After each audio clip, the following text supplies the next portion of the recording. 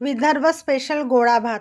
गोळा भात असा बनवा की ताटामध्ये एक घासही शिल्लक राहणार नाही. तर चला रेसिपी सुरुवात करूया. साहित्य बघूया.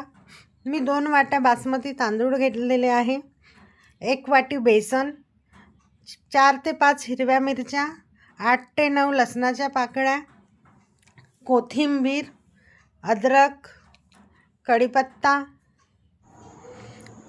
तीळ, जिरे, मीठ, हळद, तेल आणि दही. तांदूळ स्वच्छ धुवून मी 20 मिनिट पाण्यामध्ये भिजत ठेवलेले आहे.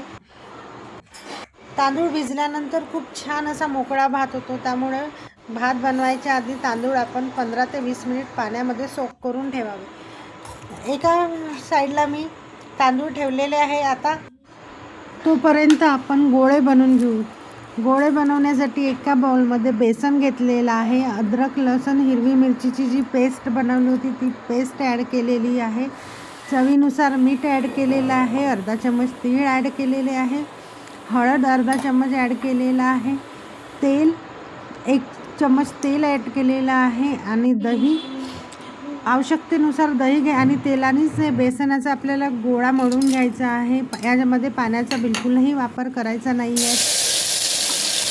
गोळा छान मळून घेतलेला आहे. आता एक साईडने मी गोळा पीठ मळलेलं ते ठेवून देत आहे. तोपर्यंत आपण भाताची तयारी करून घेऊ.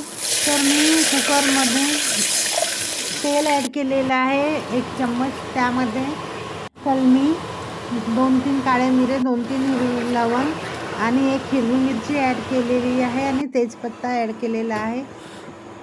त्यामध्ये आता आपण हळद, मीठ आणि थोडंसं जी आपली अद्रक लसूणची पेस्ट होती ती ॲड केलेली आहे. छान मिक्स केलेलं आहे. त्यामध्ये आवश्यकतेनुसार मी पाणी ॲड केलेलं आहे. मला 1.5 ग्लास पाणी लागलेलं आहे. 1.5 ग्लास पाणी मी ॲड करून छान उकळी येऊ दिलेलं आहे. पाणी छान उकळी आलेलं आहे. आता आपले तांदूळ यामध्ये ॲड करू. तांदूळ मी ॲड केलेले आहे. तोपर्यंत आपलं बेसनाचं जे पीठ मळलं होतं ते पण छान मुरलेलं आहे. आता आपण त्याचे छोटे छोटे छान असे गोळे बनवून घेऊ. बघू शकता मी छान छोटे छोटे गोळे बनवून घेतलेले आहे. तुम्ही लांब पण बनवू शकता किंवा गोल पण बनवू शकता. तुम्हाला जो शेप हवा असेल तसा तुम्ही त्याला शेप देऊ शकता. आपला तांदूळ पण छान हे झालेलं आहे. 50% आपला तांदूळ छान शिजत आलेला आहे. आता यामध्ये तयार केलेले जे गोळे होते ते मी ॲड करत आहे. छान सगळीकडे एक एक एक एक गोळे ठेवून घेतलेले आहे. बघू शकता मस्त असे आपले गोळे झालेले आहे.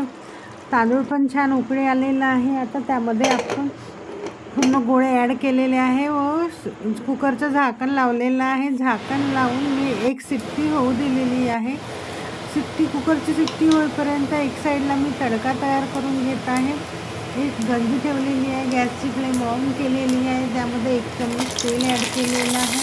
त्यामध्ये जिरा, हिंग, कढीपत्ता आणि लाल मिरचीचा मी तडका दिलेला आहे.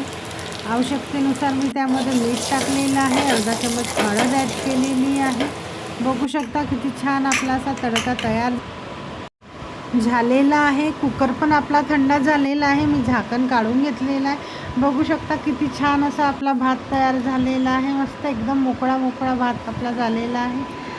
आता मी एका प्लेटमध्ये भात काढून घेत आहे. भात छान झालेला आहे आपला. आता यावर तयार केलेला तडका मी ॲड करत आहे. वरून तडका ॲड केलेला आहे. बघू शकता किती छान दिसत आहे. हा भात तुम्ही कढीसोबत किंवा लोणच्यासोबत खाऊ शकता. खूप छान लागतो हा खायला. जेव्हाही आपण हा गोळा भात खातो तेव्हा गोळे छान कुस्करून घ्यायचे आणि भात एन्जॉय करायचा. तर तुम्हाला कसं वाटलं गोळा भात मला नक्कीच कमेंटमध्ये सांगा. अशाच नवीन रेसिपीसाठी प्रीतीच्या किचनला सबस्क्राईब करा.